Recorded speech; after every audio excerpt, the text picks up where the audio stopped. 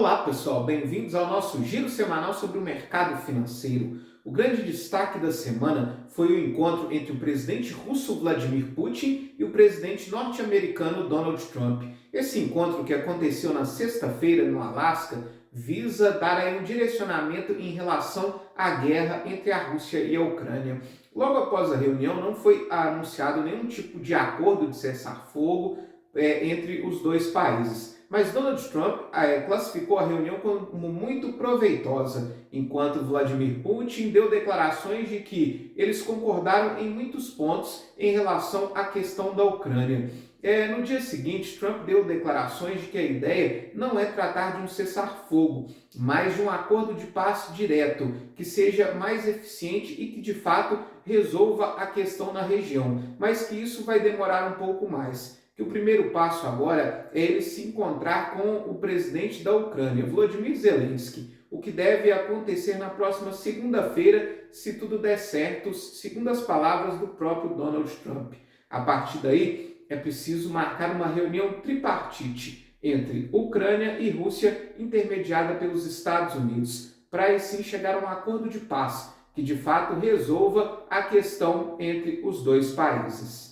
Nós tivemos ainda boas notícias na inflação. A nossa inflação medida pelo IPCA registrou alta de 0,26%, bem abaixo do 0,36% que o mercado esperava. Agora, nos últimos 12 meses, a nossa inflação acumula uma alta de 5,23%. A maior alta ficou ainda pelos custos da energia elétrica, que vem pressionada nos últimos 3 meses. Enquanto o preço de alimentos e bebidas, que tinham sido aí os vilões do início desse ano, registrou uma queda de 0,26%. Com essa expectativa de uma inflação mais baixa, o mercado começou a prever até uma antecipação do corte da nossa taxa básica de juros. Antes o mercado esperava aí um corte só a partir do segundo semestre de 2026 e agora já antecipa um corte de juros para o mês de janeiro. Nessa esteira de uma expectativa de um corte de juros antecipado, a nossa renda fixa teve um bom desempenho. O IMA geral teve uma alta de 0,21% essa semana, enquanto isso os pré-fixados, medido pelo IRFM, registraram alta de 0,32%. Nos juros futuros, o DI para janeiro de 2026 registrou leve queda de 0,02 pontos percentuais e encerra essa semana cotado a 14,89%. Já nos Estados Unidos, a inflação ao consumidor medida pelo CPI registrou uma alta de 0,2%, acumulando nos últimos 12 meses alta de 2,7%, o que animou os investidores, dando como quase certa o início do ciclo de corte de juros por lá, já no mês de setembro. Isso fez com que as bolsas disparassem ao redor do mundo, mas a inflação ao produtor, que saiu dias depois, acabou jogando um banho de água fria nos investidores. Ela veio bem acima do esperado, registrou alta de 0,9%, quando o mercado esperava alta de 0,2%. Agora, nos últimos 12 meses, acumula alta de 3,3%, mostrando uma pressão no preço dos atacados em relação às tarifas do presidente Donald Trump. Isso acabou esfriando os ânimos da bolsa, mas mesmo assim as bolsas internacionais fecharam em alta essa semana. O S&P 500 encerra em alta de 0,94%, a Nasdaq subiu 0,76% e o Dow Jones subiu 1,72%. Na Europa, o Stoxx 600 registra alta de 0,98%. Na esteira das bolsas internacionais, o nosso Ibovespa também subiu, leve alta de 0,31%.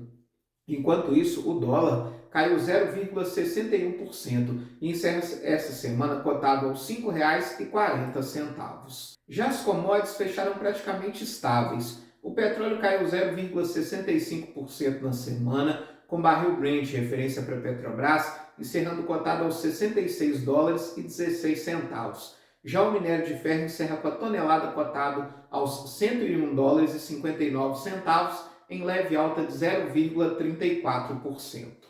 Outra boa notícia foi a extensão da trégua tarifária entre Estados Unidos e China por mais 90 dias. Nesse período, os dois países vão continuar aí negociando um acordo comercial.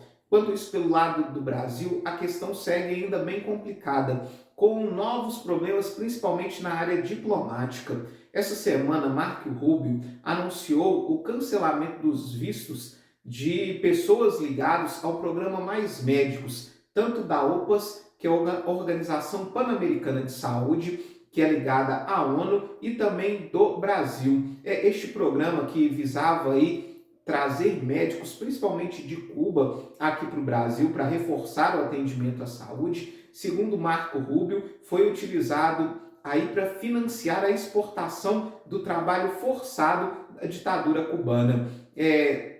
Tiveram os vistos cancelados Mozart Salles, que é secretário do Ministério da Saúde, e também Alberto Klein, que atualmente é o coordenador da COP30 e que na época era assessor do governo da então presidente Dilma Rousseff. Além disso, a esposa e a filha do ministro da Saúde, Alexandre Padilha, também tiveram seus vistos cancelados. Mas, segundo a diplomacia norte-americana, é porque elas não atendem mais aos requisitos para o visto, mas não especificou quais eram esses requisitos.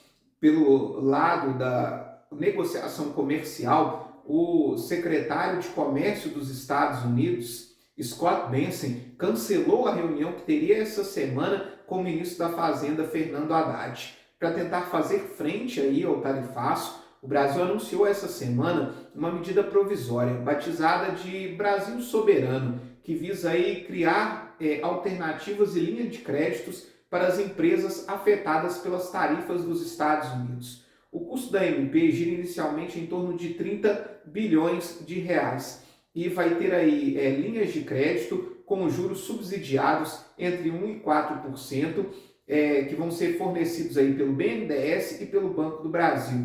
Além disso, fortalece o programa Reintegra, que é o programa que devolve parte do valor dos impostos para os exportadores. As grandes empresas terão uma devolução de 3%, enquanto isso as micro e pequenas empresas terão a devolução de 6%. Além disso, a medida também facilita a compra de produtos perecíveis que deixarão de ser exportados por parte da União, estados e municípios, para que esses produtos não se percam. A ideia dessa medida provisória é auxiliar as empresas. Em troca desses benefícios, as empresas precisam garantir aí a manutenção dos empregos. O que causou um certo desconforto no mercado financeiro é que inicialmente Fernando Haddad havia falado que todo o pacote de ajuda ficaria dentro das regras do arcabouço fiscal. Porém, parte desse valor que vai vir aí de fundos de incentivo à exportação, cerca de 9,5 bilhões de reais, vão ficar de fora da regra do arcabouço fiscal, o que acaba trazendo aí mais pressão para as contas públicas. Nós tivemos ainda a divulgação da inflação da Argentina, que registrou alta de 1,9% no mês passado. Nos últimos 12 meses, a Argentina acumula uma inflação de 36,6%, bem distante do pico da crise argentina, quando a inflação chegou aí a quase 290% nos últimos 12 meses. A Argentina teve ainda duas outras boas notícias. A primeira delas é que a pobreza do país caiu para 33%. É o menor percentual de pobreza desde 2018. Enquanto isso, Rafael Nadal, conhecido aí como multicampeão da área do tênis, anunciou a construção de 7 hotéis de luxo na Argentina, que vão ser construídos aí principalmente em cidades turísticas, mostrando uma volta dos investimentos internacionais para os nossos vizinhos sul-americanos. Para a semana que vem, nós temos o simpósio de Jackson Hole, que acontece nos Estados Unidos e reúne os principais banqueiros centrais do mundo. A ideia é de que nós tenhamos aí um direcionamento do rumo dos juros, principalmente lá nos Estados Unidos. Aqui no Brasil, nós vamos ter a divulgação do IBC-BR, que é o Índice de Atividade Econômica, considerado aí uma prévia do nosso PIB. E fica também a expectativa se de fato nós teremos a reunião entre Donald Trump e Volodymyr Zelensky, para que de fato nós tenhamos um acordo de paz na guerra entre Rússia e Ucrânia. Muito obrigado e até a próxima semana.